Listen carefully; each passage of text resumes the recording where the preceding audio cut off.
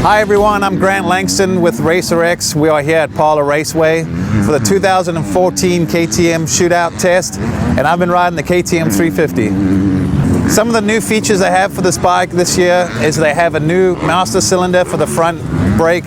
I don't know how much of a difference that makes, but I will say that the bike does have amazing brakes. For brakes straight out of the box, you know, stock standard, they're absolutely amazing front and rear. So I'm assuming that change was a good thing. They've also changed the flywheel. I think it made it a little bit lighter, which you do notice that the roll-on power, it gets up into the RPM a little quicker. Because I think with the 350 not quite having the same torque and CCs as a 450, it's always been a little bit behind in that area, and I think with this flywheel change, it now enables the bike to pick up the RPM and get out of the corners a lot quicker.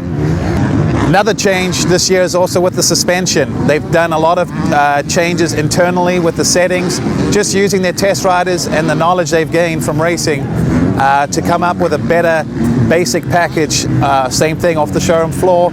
It feels very good. I'm a pretty average guy, I think, size-wise, and it seems to work really well for me. It's a little plusher in the beginning, which I think was an issue they had before, as well as it's progressively gets stiffer through the stroke, so if you have a hard landing, it doesn't blow through completely. Handling on the 350 is actually very easy and makes the bike easy to ride. I guess the best way to put it, it really is in between of a 250 and a 450, yet with the power and the improvements, it's got a lot of power for a 350 out of the box, but it's got the nimbleness of a 250. I enjoy the tight sections on this bike. The tighter the turn, the better it is. On some of the higher speed turns, it gets in the turn really nice, has good tip over in.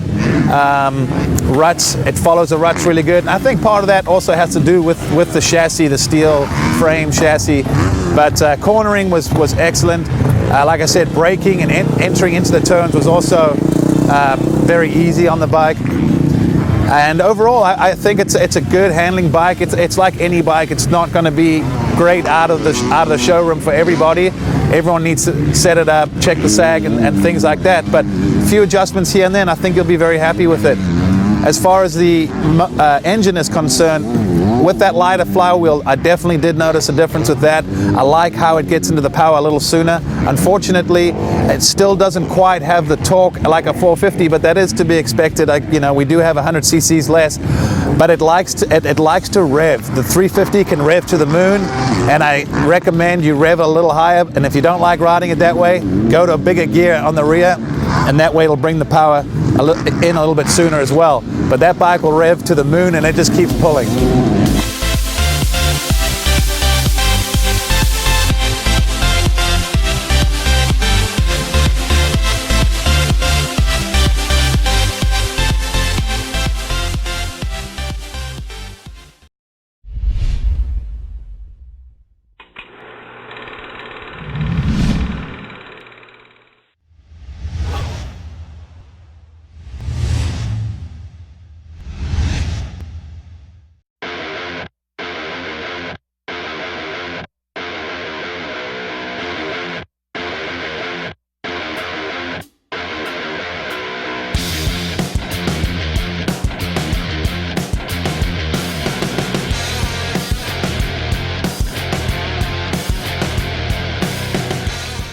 Hi, I'm Mike Kudrowski. We're out here at Piru, California MX track, and we're doing the 2012 CRF 250 Intro with Honda. And I'm going to go out and take a few laps on it and see what it's all about. There's some changes from last year, from 2011. So we're going to go out and do some riding, and I'll tell you about how it feels.